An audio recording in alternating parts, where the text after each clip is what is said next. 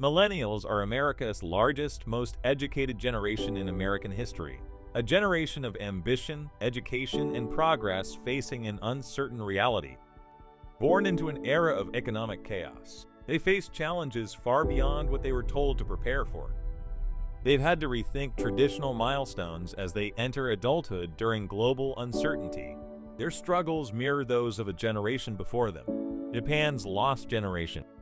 The same story, different country, different time. America's lost generation goes beyond the numbers to capture the unique ways this generation is reshaping their future, in their own words. It's a story of real people, authentic challenges, and untold resilience. Explore the stories and reflections of America's Lost Generation by Cameron Cohen. Available now at soupllc.com. Today on the Cameron Journal podcast, I am joined by Reza Rajebi. He is a fellow from Iran who has come to the U.S. He's a doctor that does very sophisticated things with radiation, too many cesium atoms to think about, but we're not actually going to talk about that and what he does with cesium atoms. No. Instead, today we're actually going to talk about his writing. He's the author of 2 books, one of whom is a fascinating political thriller to do with Iran, which is very prescient right now. We'll talk about that, and then he also has a cyberpunk futuristic novel we'll talk about as well. So this will be a very exciting chat about books and politics, all the usual stuff that we love to talk about here. So welcome, Reza, to the Cameron Journal podcast. Hi, Cameron. It's great to be here. Thanks for inviting me. Yes. So, well, why don't we start from the very beginning? Why don't you tell us a little bit about yourself and your books? Sure. I'm a interventional radiologist, and for people who don't know, which that's a problem, because I tell you, this is a good place to put it. My poor dad, he was a well-educated person, and until his last breath, he didn't know what I do. So he would ask me, "So, son, are you a radiologist or are you a surgeon?"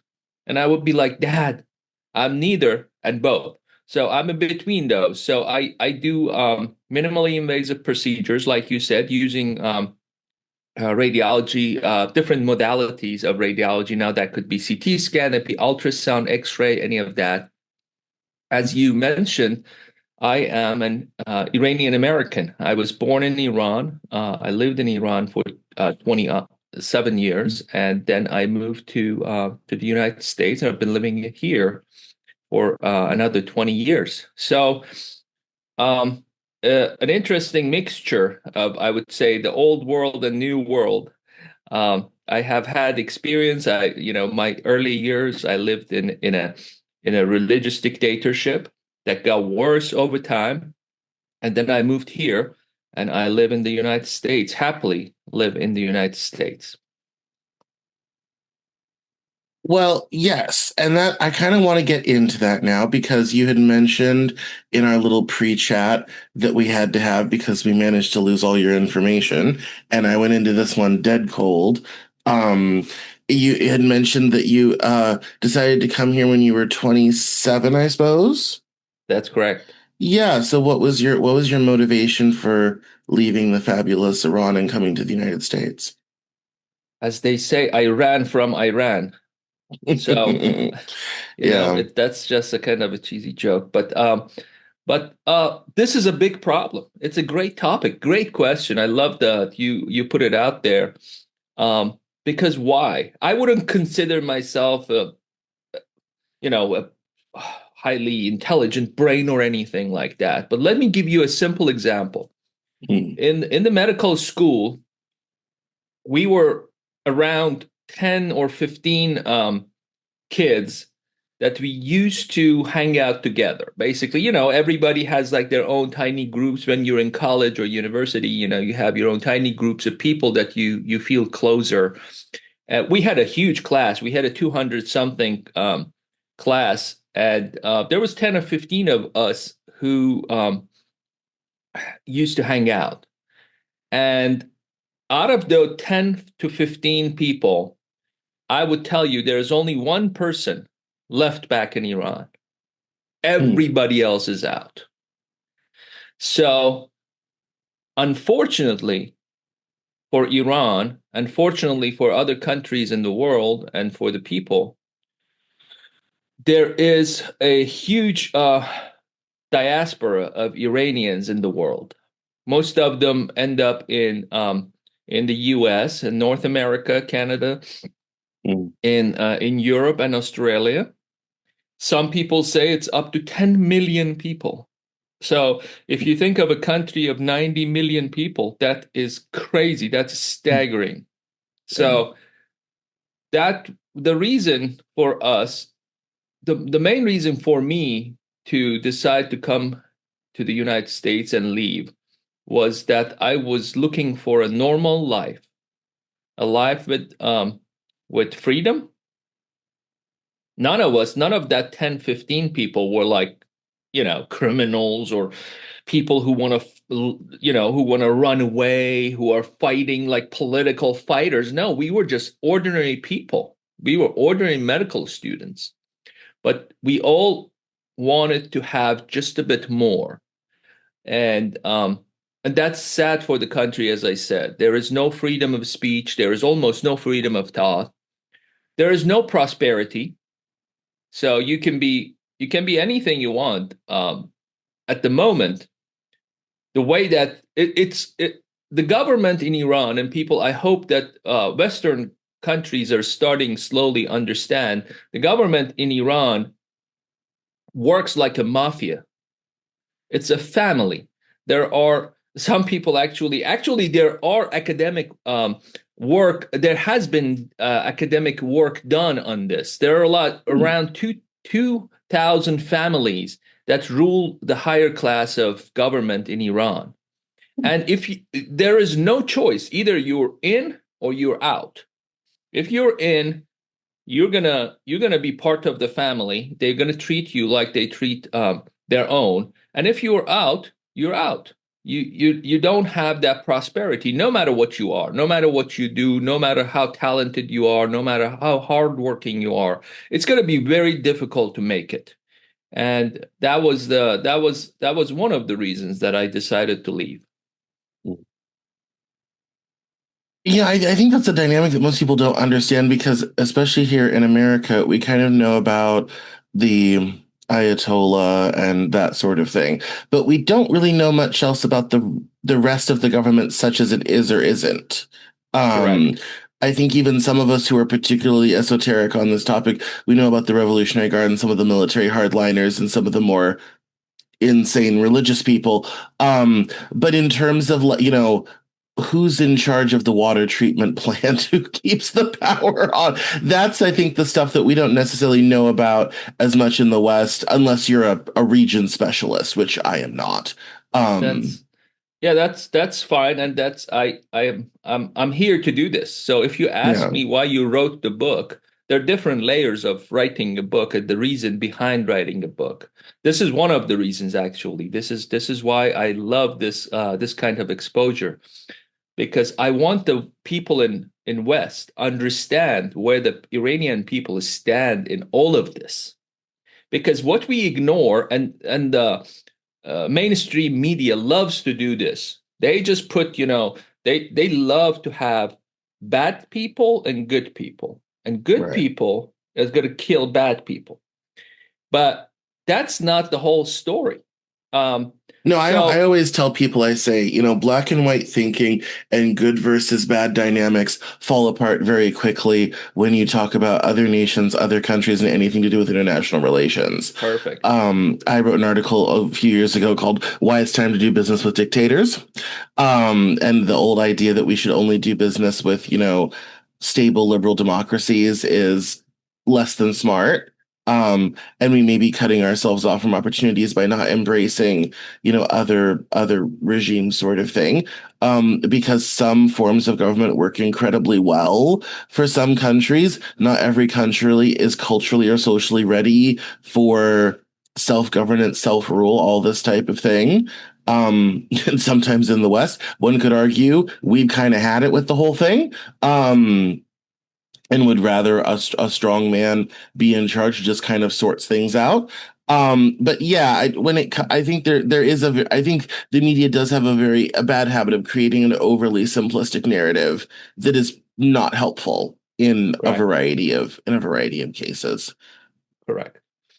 So I like this discussion. I actually enjoyed that. So first of all, I would tell you, based on my understanding and based on what I have read and what I've studied, the only country in Iran, in the Middle East, I'm sorry, the only country in the Middle East that if you tomorrow, but some miracle, you have a free election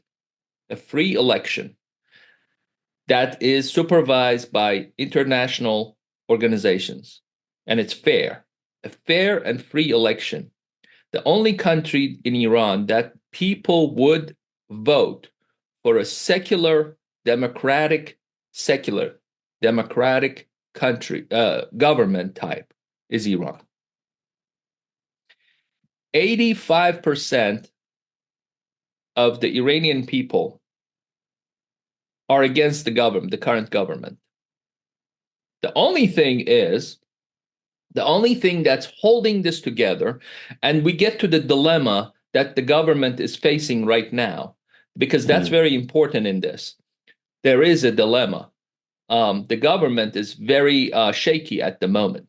The Yeah. regime, the regime only relies on 15% of people, and that's very different than places like Russia. Again, based on my understanding, I haven't been in Russia asking people what they. Yeah, I don't have a sample, so anecdotally, from my understanding, is this is very different than a country like Russia, which at which maybe about 50% of people or so are actually pro-Putin.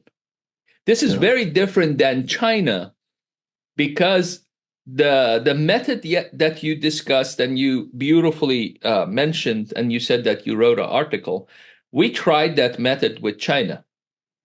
We actually started involving China in the world trade, and one of the goals of doing that, based on my studies, one of the goals was that if we get China into the global market, we will start having a middle class, and that in China, and that middle class will move toward democracy. Well, unfortunately, so far, and I think this a lot of politicians and world economists, they mentioned that this started at the end of 90s. This movement started at the end of 90s, and unfortunately, for the last 30 or so years, it hasn't worked, because the Chinese government has a great hold of people, and for some reason, people are not interested in democracy. So they don't want to spend anything on democracy. Now we can. I don't know, because it's not a free country to go and get some sort of sample, a meaningful sample, and see why people don't want democracy. But that's how it is. So far, for 30 years, our strategy with China hasn't worked. Now, the problem with Iran is the same or more amount of money that you can see that Iran at some point, using the what's called the Quds forces, it started making. Although this started 45 years ago, just after the revolution, but very early on, it wasn't extremely organized. They didn't have enough money, and probably they didn't have enough organization to do this. But a couple of decades ago, they started having these proxy armies in these countries around them. So if you look at right now in Iraq, in Yemen, in Syria, in Lebanon, and in Palestine, they decided to spend a lot of money and resources to create these proxy armies that were actually under the governance of Iranian IRGC, the Islamic Revolutionary Guard, and the same approach also happened inside Iran. They spend a lot of money and resources to create an ideological army. So if you look at IRGC, a lot of people think that they don't know what IRGC stands for. IRGC actually stands for Islamic Revolution uh, Corps.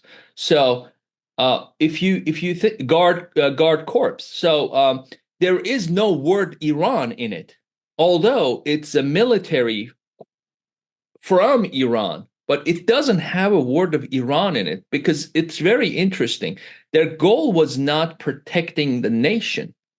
The creation of this military branch, which was an idea from the original Ayatollah and his people around him, it was to protect the Islamic Revolution. That's a different mentality. The mentality of expansion, the mentality of an Islamic empire has been there for the past 47 years. And some say that the reason that people that Iran got involved with the war with Iraq for 8 years in late 70s, that it started in 80s, and it finished around 86. For 8 years, Iran was involved with the war with Iraq. So the reason was because Iranian government, Iranian regime was actually trying to have the Iraqi forces, armies, and Iraqi people to rebel against Saddam Hussein, and he didn't take that, so he decided to invade Iran. So there are multiple reasons for this war that happened in the 80s, but that was one of the reasons that was mentioned. So I think it also is important kind of at this juncture when we talk about democracy and revolutions and even China. China has never lived one day under a real democracy. Chiang Kai-shek was in many ways worse than Mao. That's part of the reason why he lost. And although they talked about nationalism and democracy, they never implemented anything because by the time they would have been in a position to do so, Mao had taken over, communism had taken hold, they left for Taiwan. If you're Chinese and you've lived under democracy, you're from Taiwan. Mainland China has never experienced that. Contrast this to Iran, who had a prime minister, a nice guy named Mossadegh.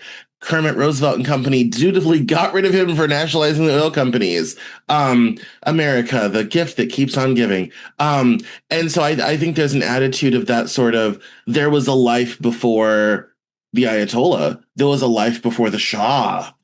And I think that probably influences this idea that, yeah, can we reset the clock to 1958 when Mossadegh was still in power before the CIA decided, well, we can't be having countries nationalizing oil industries. That's uncivilized. I think that's a bit different. There's a more of a kind of, there's still that root of democracy in the country that the Chinese just never had.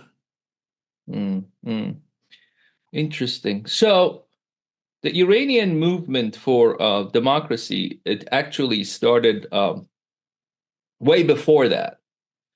So it started around, let's say, before Pahlavi dynasty was Qajar dynasty. The movement for democracy in Iran was influenced with the movement in Russia and was influenced by the movement in Ottoman Empire. And it actually, the constitutional monarchy was established around,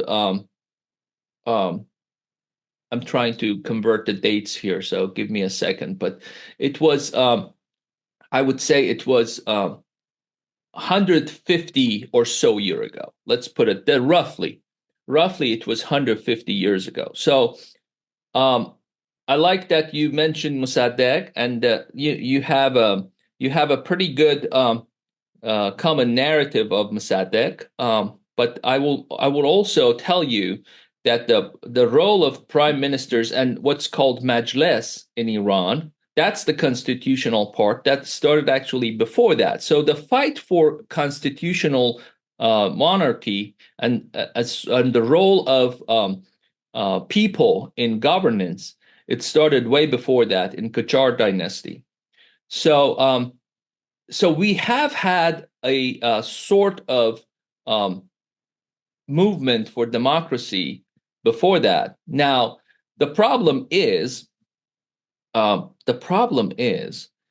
when the Ayatollah came to power, just a day, maybe hours after that, they actually took over the government. They started killing people. So that doesn't really go with the narrative. The people they started killing were generals. They were army generals. That was their first goal, because they were actually the biggest fear that they had at the time in 1979. The biggest fear they had was they were afraid of the army, because the Iranian army was extremely strong. If you look at look back at the documents, the Iranian army, some people say that it was the fifth strongest army in the world at the time. We were the only country, except for United States, that had F-14 planes, that had a very strong presence in the region. And the mullahs, the Ayatollah and its people, they decided to decapitate the Iranian army. The very first action that they took was that. So what they did, they had some generals that actually gave in. They gave up. They actually wrote a letter, and they said that during the revolution, the Iranian army is going to stay neutral. And there were a few generals that didn't agree to this, and they said that we will stay with the Shah and the current government, and they were killed right away. And the second movement after that, obviously, to start to kind of weaken the army, was to create another military force. And that's what we're talking about, IRGC. So IRGC people was that would created, be loyal to the Ayatollahs and to the revolution. Absolutely. Not, yeah. Absolutely. No, it's interesting. I will confess that I was not entirely familiar with the history of constitutional democracy in Iran. Although sometimes when you start to talk about some of this historical stuff, people start to glaze over like donuts. So, but you did it very fast and very elegantly, much better than I could have. So go you. But that's a fascinating thing. I definitely always kind of looked at it as I always, every time we talk about the issues with Iran, whether it be the nuclear deal or the current bombing, I always chortle and say, we can't even be mad we did this to ourselves. Like, we could have left them alone with their nationalized oil company and just let their country continue on its natural course, whatever that would have looked like or not. And instead, we wanted to install our own man on the inside, sadly, mostly at the behest of the British, who didn't have the resources to do what we did. And I just kind of look at it as sort of, this is just a series of mistake after mistake that just keeps paying terribly rotten dividends, at least for the United States. I mean, it's obviously, life in Iran is not pleasant for a lot of people who live there, and, it's, very, repressive and regressive. My favorite protest from several years ago was when men started wearing headscarves as a protest against women wearing headscarves. I thought that was hilarious. And so, Yeah. and I think we kind of forget that, people are aware of how ridiculous this stuff is. Like, they're not, sort of thing. And it's very sad, in my mind, that we just can't, we can't seem to not be doing something with this country, and it's been going on for 60 years at this point. Like, it's getting to be a little absurd. And real people are affected by this. I think we forget that in discussion. Real people like yourself are personally affected and you had to uproot your life and all this sort of thing.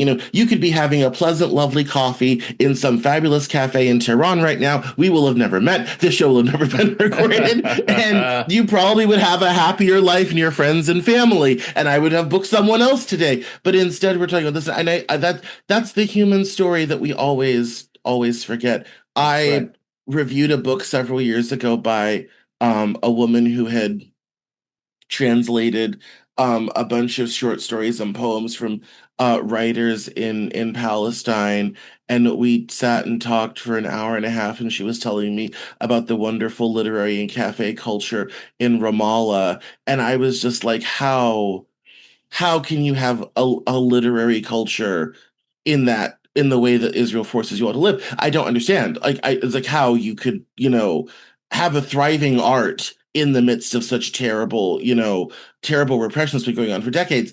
And it's the same sort of feel, it's the same sort of feeling. But the sad thing is, I've never met anyone more nice, more welcoming, more, oh, we would love to, for you, to host you and for you to come and all this type of thing. And it was just amazing. And that oftentimes is the same thing that happens when you talk to people, from this part, from It's Iran as about well. ideology, Cameron. Yeah, It's about ideology. It's a virus. We watch all these zombie movies. We look yeah, into all these people who act erratically, who don't have a normal life. It's about ideology. See, the mm, problem is when you are ideologically enslaved to a belief, mm, when you are like, oh, I want this. The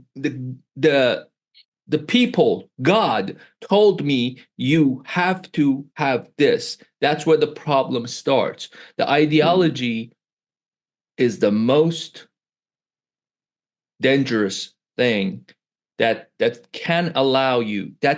allow you to do things that doesn't make sense. You just said that. That's yeah, the people of Middle East. Like the way you described it, I always tell people when I go on podcasts, I say if you want to know Iranian people, go watch the episode of Anthony Bourdain. Remember he had a show called The Places Unknown. He went to yes, Iran. He went to Iran in one of the episodes. I tell people, go watch that episode. It's beautifully describes how Iranian people are, how nice they are, how welcoming they are, how they want to be involved with the world.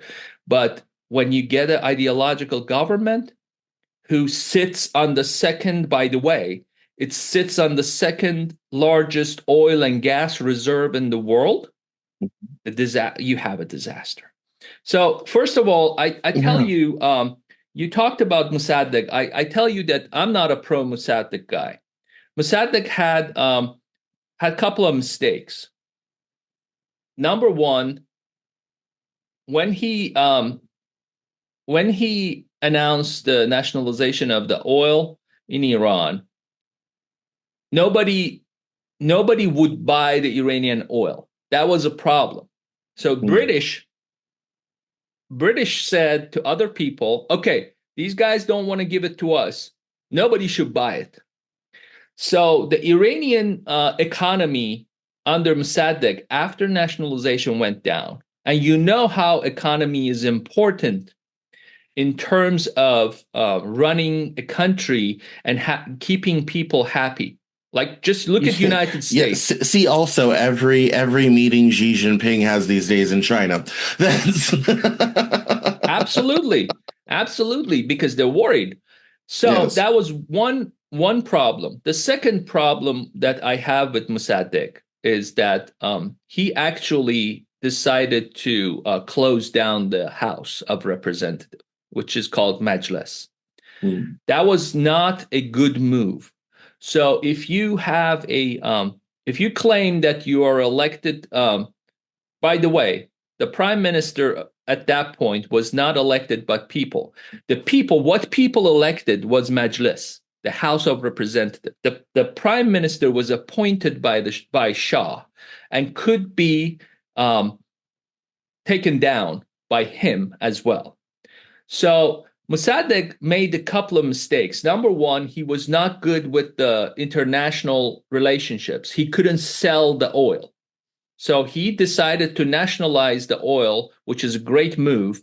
But then he had problem with selling the oil because that was the only resource, and to this day actually stays the only resource that the Iranian people have. Unfortunately, we went backwards because what Shah tried to do is try to industrialize the country and decrease our dependence to oil exports, but that failed after revolution and the war.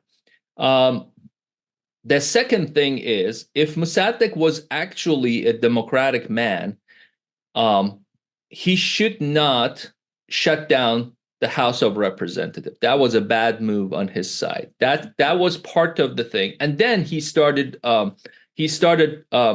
clashing head with Shah, and when that happened, the religious figures that were actually allies with Mossadegh, they pulled out. They pulled out. So I think, again, going back to the white and black that we discussed, you should see this as a spectrum. Mossadegh did good things, but did bad things as well. Wrong things. I wouldn't say bad things, but he did wrong things. He shouldn't be butting head with Shah. I think monarchy in Iran has a 2,500 years of history, and if you start, so this opens another gate. Well, I mean, I guess that's the next question is, if the Ayatollahs fall and the theocracy ends, the Shah's son, who lives, I think, in France or something. No, he lives in Virginia, yeah, DC. Oh, Virginia. I couldn't forget if he lived here in the United States or if it lived in France. Anyway, the Queen lives in France. That's what you were thinking. That's what I'm thinking of. Yes, that's something of. Yeah. So, and he posted a video during the bombing supporting all this sort of thing. I mean, is it worth it? I mean, should the West try to pull a Uno reverse and be like, we're going back to the 50s and we're going to support reinstalling the Shah? I mean, what would be the best move? That's a good question. I think that comes down to the people of Iran. What West can do, I don't think that would be the best solution. Let the people decide what government should be implemented. Absolutely. Because why? Because why? I think, as I mentioned before, I think that the level that the people of Iran are at the moment, we tried it. We gave the government to a bunch of religious people. We're like, okay, these guys are nice people. This is the holy man. The holy man. Remember, the Western media described Khomeini, the first Ayatollah, right, as an Iranian Gandhi. This is unbelievable. Right. And this guy comes in, and what does he do? He kills people. The first day on the roof of where is he staying? So he was staying in this school. They didn't have a place for him, so they put him in this school. He was staying in this school. He came from France, and on the roof of the school, they started killing people. So the holy people, they started doing things that are unimaginable. These guys were just, army generals. Why would you kill them? They were not involved with. They actually killed the mayor of Tehran. Why would you kill the mayor of Tehran? The guy was killed, and his crime was not handling the traffic very well. These are recorded. I'm not making this up. I'm not saying recorded. You are, but I'm laughing at the absurdity of it all. yes. So what we need to see, that I think the Iranian people, maybe some people believe that maybe we needed this awakening. Maybe we needed to pass this idea of, okay, the holy man is going to come and save us. Okay. And they tried this. I wasn't there. I was there, but I was like 6 months old. But we tried this. It didn't work. What people need, I feel, We need to have a government that will provide three things. It has to be a democracy, so there should be a role of people in electing. It has to believe in unity of Iran, because remember, Iran has multiple ethnical groups. Yes. There are some groups, there are some movements in Iran that would want a sort of a separation. So we need a government that works on unity of Iran as a nation. We need a government that's democratic, and we need a government that's secular. You need to have freedom of religion. There are still that's underground Christian sects, as I recall, as well, that practice in secret. Underground, yes, there are underground Christians, and there are actual Christians, and there are actual Jewish community in Iran, although very small now. Most of them are immigrated to Israel, but this is a very diverse country. People have lived together for centuries, and this is beauty of it. So you have different religions, you have different ethnicities, you have Azeris in the north, you have Kurds in the west, you have Baluchs, Sistanis in the south, you have Arabs near the Persian Gulf. These are that you have Gilaks in north, you have Turkmens in northeast. It's an amazing country of, it's such a nice, when people talk about living together, that's why I said you should watch the Anthony Bourdain show, because the Iranian people are very good at doing this. Like right now we have in West, we have a huge problem of people not being able to live together. Right now we have people like you have like two different groups of people that just go at each other. And if you want to see an example of people living together peacefully, look at Iran. So, yeah, I think the form of government is different than what's the content of the government is. You can have a constitutional monarchy if that's what people like. If they want to pay for a king or a queen to be the symbol of a country. Okay, Iran has a 2,500 years written history of monarchy. So you can argue that the king or a queen is a symbol of Iranian, a Persian culture.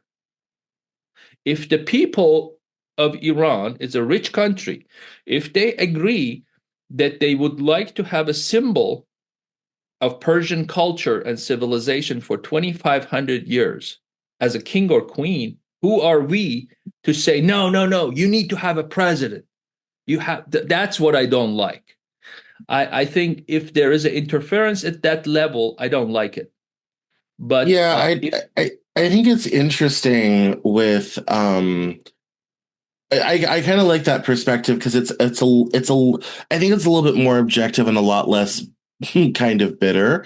I was two books kind of popped to mind. One, years ago, I edited a book from a man who was from Iran, and he had been arrested and had gone to prison for visiting this brothel in the north of the country. He had come from a small village. He wanted to get laid. He went to this house where you could do that sort of thing, and the religious police caught up with him, and he'd written about the whole thing, and he was living in Germany. And he paid me the greatest compliment he ever could as a writer. He said I was a terrible editor, but a great artist. And so that was fun. I mean, I was also reading the memoir of the actress Shohreh Aghdashloo, and who she's in her 60s, so she was an adult when the revolution happened, sort of thing. And and it was kind of, she has a lot more resentment over the religious theocratic aspect, I think. Probably because her family was very invested in the monarchy, sort of thing. So there was maybe a lot more resentment there, sort of thing. So, but I think that idea of people were kind of like, yeah, we'll give the holy people a chance to run things because things are not going well. Sort of thing, and that this experiment has kind of failed and they're clinging to power. That's a very interesting sort of perspective, because I think some parts of the diaspora are just against them for what they did, what their families lost, how the regime collapsed, all this sort of thing. And there's kind of that long-standing bitterness. But this idea that Obviously not anymore, but at one time very early on, they may have enjoyed some popular support Absolutely. just to kind Absolutely. of turn things around because things under the Shah weren't so great and everything. So that's a very interesting sort of perspective. But I think this idea of national self-determination could in the very near future be very important because if there's any kind of visible cracks in the regime, I think there's going to be a temptation, especially by the Europeans, to sort of rush in and fill the gap. I think there's not going to be a lot of will for that in this country because we just did 2 20-year wars in the desert and we're not interested. Like, no, Absolutely. thank you. We're not interested in any more long involvements in the Middle East sort of thing. But I think there will be calls for, oh, we need to, help, secure this transition rather than kind of letting it maybe be messy for a while and then let people work through something, and either that's a democracy, a democratic republic, or maybe it's a return of monarchy, whatever, however that may manifest for people. I'm not for You absolute know, monarchy, by the way. I would tell you, I'm not for absolute monarchy. I'm more into a sense of like a constitutional monarchy. I don't yeah, think in this day and age one man should do everything. It should be a difference. The the powers in the government should be divided, um, and people should have a right to vote and elect. But the exact form should be decided by the people of Iran. Right. What I'm afraid is yeah, that what I'm afraid at the moment is that the Europeans and the US will go actually for kind of like the cheaper version. That's what yes. I'm afraid. No, that's you have made my point more elegantly than I Yeah. did. Yes, Yeah. I'm worried that the West will see the power vacuum, they'll want to get involved, and Absolutely. they'll muck it up. Like, Absolutely. That's absolutely correct. So that's the biggest fear that we have. I can tell you a lot of people like me, with my friends, our problem is we will never get to a point because power power is a container that cannot be empty. This is the problem. Power is a separate entity. It has to be filled with something if you think about it. You cannot leave the power. So the biggest fear is, let's say they see that the regime is about to topple. There's nothing to do to save it.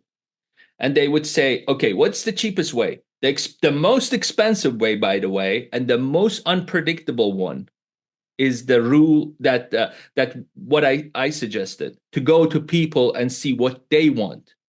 The cheapest way, you know what it is to have people from inside the current regime to come to power because they know the power, they know where it is, they know how to fill the container. right. That's the cheapest version. And what I'm afraid is that the movement goes towards a path that we will end up with the Iranian version of Putin. Yeah, and I think here's the kind of sad, I think, end of things is we kind of already went down that road with Ahmed Shalabi in Iraq.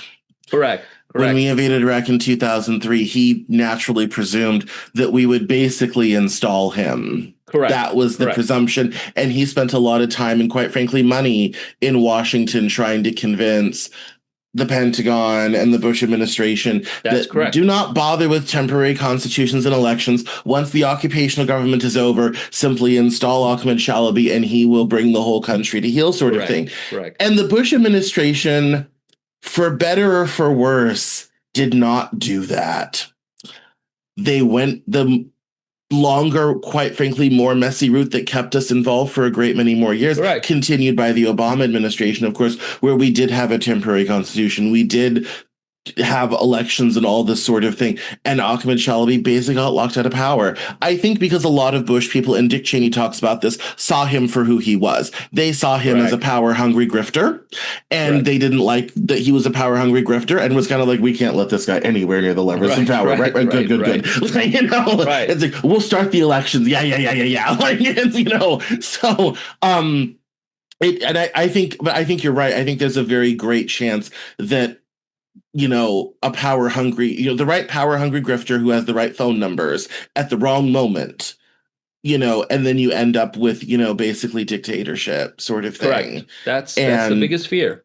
Yeah, and I think that's, but I think that's also maybe perhaps the power, you know, the power of the diaspora to encourage for democracy, you know, and perhaps, you know, if he's feeling in a constitutional monarchy sort of way, perhaps, you know, the crown prince can be influential to be kind of like, yes, we should have a constitutional monarchy.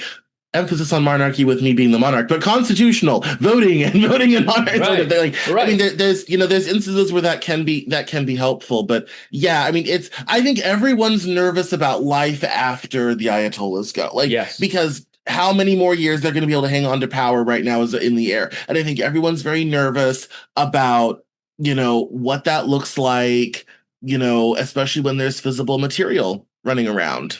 You know, in the back of Mercedes cars, which is how they store it for easy transport. That's, you know, especially to Western powers, that is, you know, very concerning. I think even Putin doesn't want just plutonium floating around unnecessarily. So everyone is very concerned about that and whose hands that might fall into. So it's a very difficult thing, but we're coming to the top of the hour and I have a hard out because I have a meeting at 1:00 Eastern. But before we go, why don't you tell us the titles of both of your books so we know where to buy them?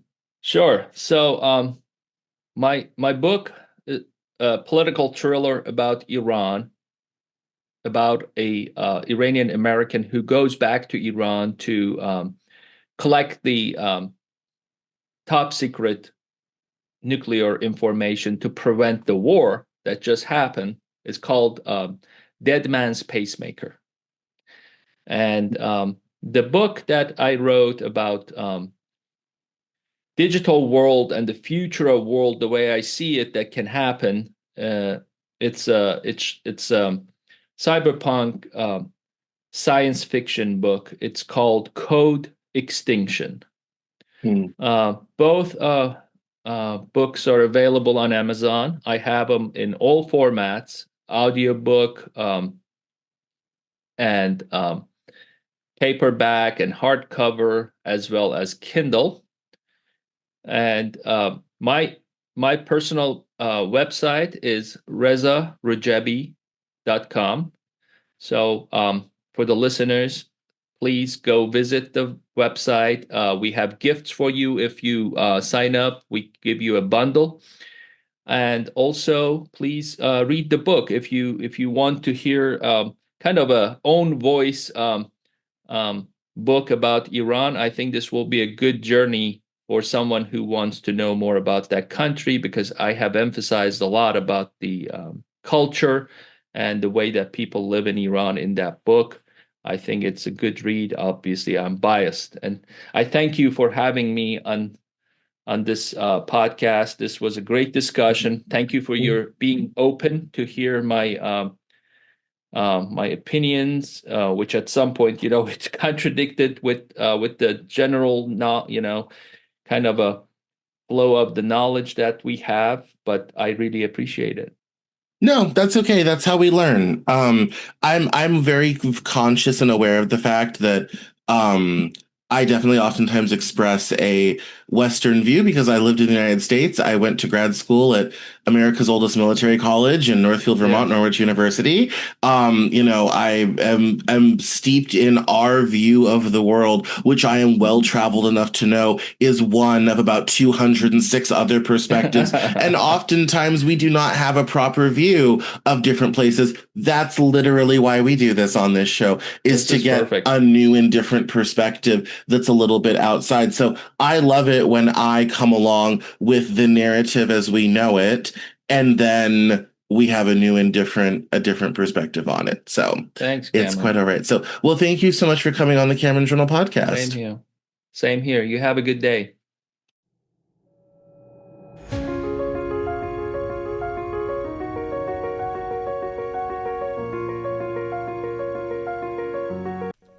That's all for this episode of the Cameron Journal podcast. Thank you so much for listening.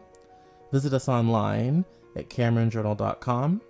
We're on Facebook, Twitter, and Instagram, and I love to talk to my followers and listeners, so please feel free to get us on social media at Cameron Cowan on Twitter, and we'll see you next time on the Cameron Journal podcast.